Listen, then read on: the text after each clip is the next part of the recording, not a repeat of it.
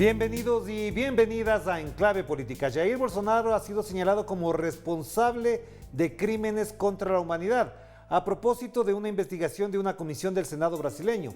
Esto, que para el mundo entero podría ser una sorpresa, en ese país sudamericano era un tema de discusión entre varios sectores, no solamente políticos, pues la pandemia constituyó, según algunos incluso expertos, un genocidio por el elevado número de fallecidos y el inmenso grupo de personas afectadas que se pudo haber evitado si había una política pública al respecto. Pero no solamente hay eso. También se denuncia el manejo antiético de propaganda electoral, con lo cual se configura no solo un delito, sino lo que ya en otras partes del mundo se llama posverdad, una herramienta para conquistar el poder, pero sobre todo para anular a los adversarios con mentiras y desinformación. De esto queremos conversar con el sociólogo y catedrático Wagner Iglesias, a quien le damos la más cordial bienvenida. Wagner, qué gusto tenerlo por acá. De entrada le preguntaría, ¿qué implicaciones tiene esto que el día de ayer fue anunciado y divulgado en la Comisión del Senado y que señala a Jair Bolsonaro en los términos en los que hemos planteado? Hola Orlando, un gusto estar con ustedes de Telesur. Ayer tuvimos la votación final del relatorio de la Comisión Parlamentaria de Investigación del Senado de Brasil y se aprobó por 7 votos a 4. Se aprobó un relatorio de más de 1000 páginas, muy duro, en contra del presidente Jair Bolsonaro de Brasil, con una serie muy extensa de acusaciones. Y como tú señalabas, que acusaciones que van desde posverdades, fake news, mentiras en contra adversarios políticos y mentiras no solo del presidente, pero de muchos de sus apoyadores, de sus simpatizantes, con relación, por ejemplo, a cómo a las medidas para tratar la pandemia, medicinas que se aplicaron que no tenían eficacia ninguna en relación al virus de la COVID-19, experiencias que se llevaron a cabo, por ejemplo, en Manaus, en la provincia de Amazonas brasileña, en relación a enfermos de la COVID, aglomeraciones que nuestro presidente ha promovido en muchas partes del país, su combate al uso, a la utilización de las máscaras, de las mascarillas, los barbijos. Entonces, son muchas acusaciones y a mí me parece que la situación jurídica, pero principalmente política de Jair Bolsonaro es una situación muy complicada. De él, de sus hijos también, que hicieron muchas apariciones en las redes sociales para combatir los expertos, los médicos, las personas que defendían vacunas, por ejemplo, que defendían el distanciamiento social. Entonces, a mí me parece que la situación jurídica y sobre todo política de Bolsonaro es muy complicada en este momento. Esto no significa, sin embargo, que se va a condenar Bolsonaro, que se va a producir un proceso, por ejemplo, de impeachment. No se puede afirmar esto, no es cierto que va a pasar. Sin embargo, se desgasta, se pierde a cada día más la popularidad de este presidente y esto va a tener impactos, consecuencias en el proceso electoral del próximo año. Pero ya empezó, el debate electoral en Brasil ya está en las calles, ya está en las casas de la gente y a mí me parece que en este momento Bolsonaro mantiene aún un núcleo duro, un grupo de mucha cohesión de simpatizantes, pero este grupo ya no es tan extenso, tan largo, no sé cómo decir muy bien en español, pero ya no es tan extenso como era hace un año o hace 2 años más o menos. Hoy más o menos de 25 a un 30% de la población aún lo apoya, pero cada vez más, a cada día, a cada semana, a cada mes, Bolsonaro pierde seguidores, pierde simpatizantes, pierde apoyadores. Esto va a tener consecuencias, claro, sobre el debate electoral en Brasil y sobre incluso lo que un próximo gobierno, eventualmente un otro gobierno, va a tener que construir en términos de diálogo con la sociedad brasileña. un otro diálogo que no sea basado en fake news, en provocaciones, ¿cómo decir?, en una actitud que muchas veces no es esperada de un presidente de la República. Solo para terminar esta primera parte, ayer el presidente de esta comisión parlamentaria de investigación dijo la siguiente frase, la siguiente sentencia: la presidencia de la República en cualquier país es una institución, no es una mesa en un bar a donde estamos a tomar cervecitas, comer algunas comiditas, algunas cosas así, y poder hablar informalmente. Y nuestro presidente todo el tiempo se movimienta como si estuviera en una mesa de bar, en una charla informal con sus colegas. No se espera esto de un presidente, se espera mucho más seriedad. Entonces, este tipo de cosas yo creo que son elementos que van contribuyendo para la disminución muy acelerada de la popularidad de Bolsonaro en Brasil. Claro, Wagner, pero más allá de la popularidad y del, digamos, prestigio, entre comillas, que tenía el señor Jair Bolsonaro, incluso en algunos medios de comunicación, en ciertas élites empresariales, la pregunta que uno se debería hacer es ¿qué aprendizaje hay en Brasil desde vastos sectores sociales, políticos y académicos de lo que se configuró con el accionar del señor Jair Bolsonaro? Primero en una campaña electoral, como se denomina normalmente, una campaña sucia, con traspiés, con jugadas sucias por debajo de la mesa, y segundo, con una gestión que lo acaba de mencionar muy lúcidamente con respecto al que ni siquiera dignificó el cargo de la presidencia porque lo trató prácticamente como si fuese su negocio o como su reducto y su fondo personal y familiar. Entonces, ¿cuál es el aprendizaje que da esto a la sociedad brasileña? Sí, yo creo que es un proceso doloroso, hay mucho dolor en este aprendizaje, pero hay mucho aprendizaje. Creo yo que para el próximo año, para las elecciones presidenciales, pero tal vez sea incluso una esperanza individual mía, pero yo creo que es de mucha gente, que las personas puedan refletir o reflexionar mejor antes de tomar la decisión de voto, en cuál candidato votar, para cuál candidato votar. Yo creo que esto a pesar de tantas pérdidas humanas, por ejemplo, por la pandemia, es importante mencionar, ayer llegamos a 606.000 muertos en Brasil, millones de personas que viven las consecuencias, que están vivas, pero con las consecuencias de la COVID, las secuelas. A pesar de todo esto, y esto es todo muy lamentable, yo creo que si nosotros intentamos tener una visión positiva de todo este proceso, yo creo que esta visión positiva estaría en este aprendizaje. Yo creo que para la próxima elección, es un poco una creencia, un poco una esperanza, como yo señalé. Yo creo que las personas en Brasil van a reflexionar mejor antes de tomar la decisión de en quién votar. Creo incluso que los otros candidatos sean de izquierda, de centro izquierda o incluso de centro derecha. Yo creo que hay una posibilidad que no se debe desprestigiar, no se debe disminuir, una posibilidad de un pacto entre las fuerzas políticas brasileñas para que tengamos un proceso electoral que no sea basado en guerra sucia, un pacto por un debate nacional claro, con distintas visiones, algunos son neoliberales, otros son socialdemócratas, otros incluso socialistas, pero un debate de alto nivel a donde se respete, donde haya respeto entre los candidatos y sus apoyadores y sus simpatizantes, un respeto mutuo entre todos en nombre de un debate democrático, de un debate que sobre todo tenga en la sociedad civil brasileña, en el trabajador, la trabajadora, la ciudadana, el ciudadano, el viejo, el anciano y el joven, los niños, todos brasileños, se tenga respeto por toda esta gente, porque desde la campaña de 2018,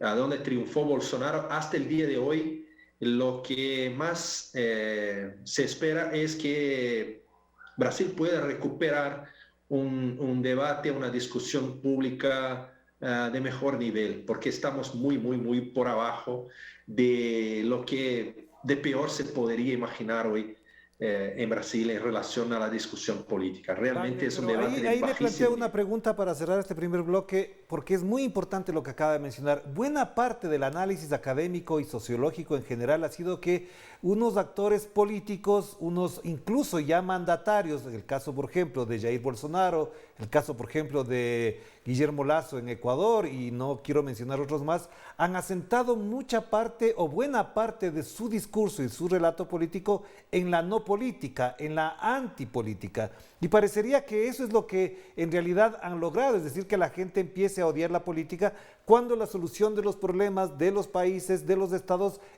pasa por líderes políticos, por presidentes que dignifiquen a la política. ¿Cree usted que efectivamente el señor Jair Bolsonaro en este sentido ganó terreno en la antipolítica? Claro que sí, ganó terreno. Nosotros ya veníamos de un proceso de la Operación Lava Jato, que ustedes también conocen, un proceso de criminalización de la política. Que hay corrupción en Brasil y hay corrupción hace muchas décadas, no hay duda. Sin embargo, un proceso que intenta destruir la credibilidad de la clase política en general, eh, muchas veces va a conducir a la aparición de estos liderazgos, de estas personas que se venden a la sociedad, a la opinión pública como antipolíticos, anti-establishment. Bolsonaro, por ejemplo, así más o menos como Berlusconi en Italia, durante la operación Manos Limpias de Italia, por ejemplo, Bolsonaro se presentó a la sociedad brasileña como un candidato de la antipolítica.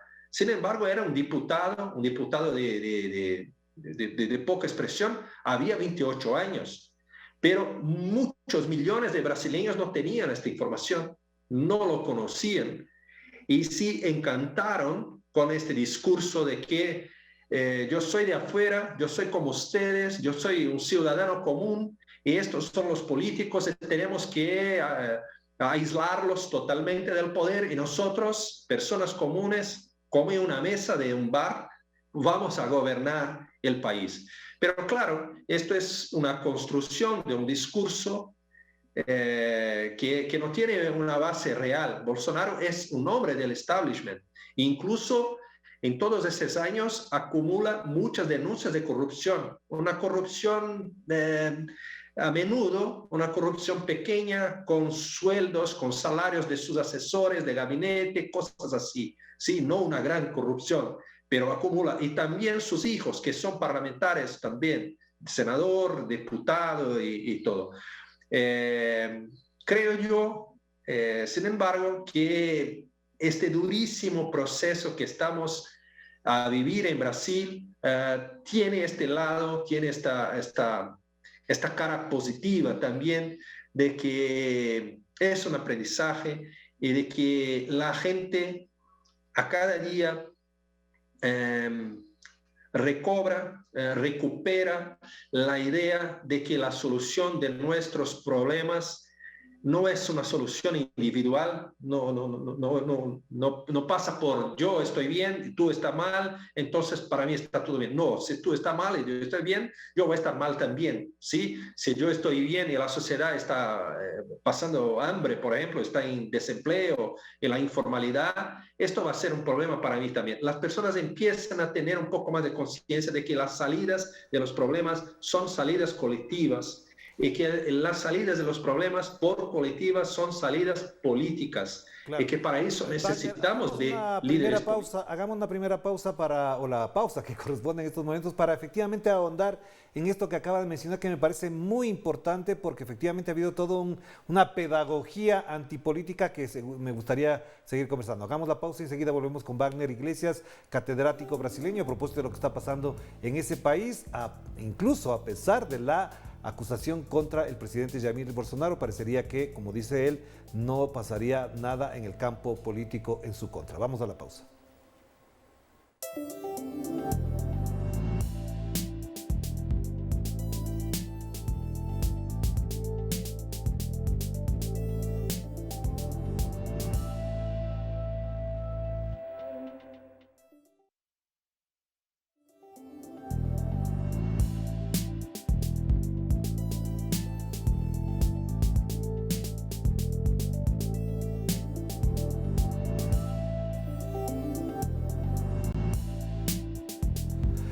Estamos de vuelta aquí en Enclave Política a través de Telesur, la señal informativa de América Latina y el Caribe, y nos volvemos a conectar con Brasil, con Wagner Iglesias, a propósito de lo ocurrido en ese país con Jair Bolsonaro. Estábamos hablando al final de la primera parte de un tema que es muy importante. La sociedad brasileña posiblemente ha tenido un aprendizaje forzado de lo que significa la antipolítica, el valor que tiene para ciertos grupos las fake news, etcétera, etcétera. Esto en el plano electoral reconfigura la lista, el panorama electoral. ¿Es posible que Jair Bolsonaro, dadas estas condiciones y circunstancias, no pueda presentarse o no deba presentarse a las elecciones? No, hay una posibilidad de que se presente, sí, como candidato a su propia reelección. Sí, hay esta posibilidad. Bolsonaro, según todas las encuestas recientes, aún mantiene entre un 25 a 30% de apoyo, ¿sí? Entonces, esto no es una cosa que se pueda desconsiderar. Sin embargo, la derecha brasileña, la élite brasileña, los banqueros, los grandes empresarios, esta gente toda está intentando construir una alternativa a Jair Bolsonaro. La alternativa real que ya está en las calles se llama Luiz Inácio Lula da Silva, la centroizquierda brasileña, que incluso cuando presidente entre 2002 y 2010 fue un gobierno muy bueno para los ricos de Brasil, ¿sí? Un gobierno socialdemócrata, de un reformismo moderado, como todos saben, pero la élite brasileña prefiere construir un otro camino, una otra candidatura. Y no quiere a Bolsonaro porque Bolsonaro, con todos sus movimientos, sus declaraciones, sus polémicas diarias, sus fake news, esto complica un poco la implementación de una agenda de reformas neoliberales en Brasil. ¿Sí? Es un gobierno que no caminó tanto cuanto gustaría la élite brasileña en este sentido. Entonces intentan construir, pero nada nos informa, nada nos dice que van a lograr construir esta alternativa entre Lula y Bolsonaro. Entonces, creo yo, pero esta es una hipótesis, tal vez en 2 meses, en 3 meses, podemos charlar una vez más y el escenario sea otro. Pero tal vez haya una posibilidad tanto de que la élite brasileña construya un acuerdo con Lula, no quiere, pero tal vez sea elevada, sea forzada a esto, o incluso vuelva a apoyar Bolsonaro. Entonces estamos en este momento de indefinición. Lo que quieren los banqueros, lo que quieren los grandes empresarios, el gran capital internacional es construir una alternativa a los dos candidatos. Pero creo yo que Bolsonaro, si nada pasar de muy excepcional, Bolsonaro se va a presentar sí como candidato. Pero hoy, según todas las encuestas, de acuerdo con todas las encuestas, no tendría condiciones de ganar su reelección. Incluso en algunas de estas encuestas, ya sería derrotado en primera vuelta por Lula. Lula tiene más o menos 45, 48% de los votos hoy, tendría estos votos. Claro, Entonces, Wagner, una ahí le posibilidad planteo una pregunta que también es muy importante a propósito de lo que acaba de mencionar. Esta situación de Jair Bolsonaro también reconfigura a la derecha, porque efectivamente la derecha aprende sobre la marcha. De hecho, quienes configuran esos sectores políticos son muy pragmáticos a la hora de plantearse, pero podría ser que, dadas las condiciones de Jair Bolsonaro, lo descarten y surja una figura mediática, popular, que no tenga mayores atributos desde el punto de vista de estadista de un gobierno, y con eso resuelvan la posibilidad de que el retorno de Lula da Silva al poder. Sí. Es lo que están intentando construir. Descartar Bolsonaro y lograr construir una otra opción de centro derecha, un neoliberal, una cosa así, alguien con un perfil más moderado, más clean, ¿ok? Para esta tarea. Hay 2 gobernadores de un partido de centro derecha de Brasil, que es el partido del expresidente Cardoso, Fernando Henrique Cardoso, que son los gobernadores de la provincia de São Paulo, a donde vivo, y la provincia de Río Grande del Sur, frontera con Uruguay y Argentina. Estos 2 están haciendo ahí una pugna, una pelea, una disputa interna en este partido para definir cuál de los dos va a ser el candidato de este partido. Y son personas neoliberales que coinciden con Bolsonaro en la agenda económica de privatizaciones, de apertura comercial, de desregulaciones del mercado de trabajo, de la legislación laboral y todo esto.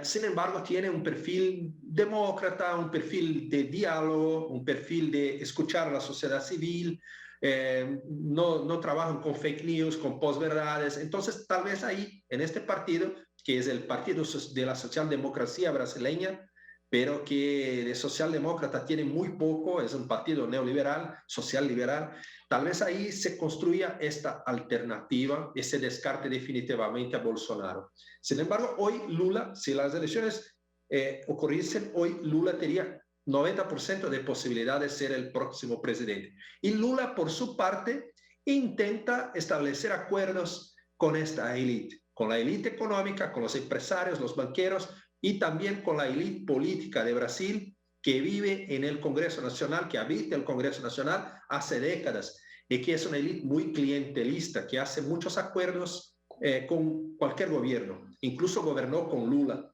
también durante los años del gobierno Lula. Claro que sí. Muchísimas gracias, Wagner, muy amable por atender esta invitación. Efectivamente es un tema muy importante, muy complejo, además fascinante desde el análisis político. Pero una pequeñita cosa nada más antes de terminar. Si estas son las circunstancias actuales de Jair Bolsonaro, le quisiera preguntar concretamente hasta dónde él puede tener un margen de maniobra en la gestión, por ejemplo, tomando o haciendo cosas del populismo que se ha criticado en otros gobiernos de izquierda, como por ejemplo el dar plata, programas de bono, de ayuda inmediata, que laven su imagen.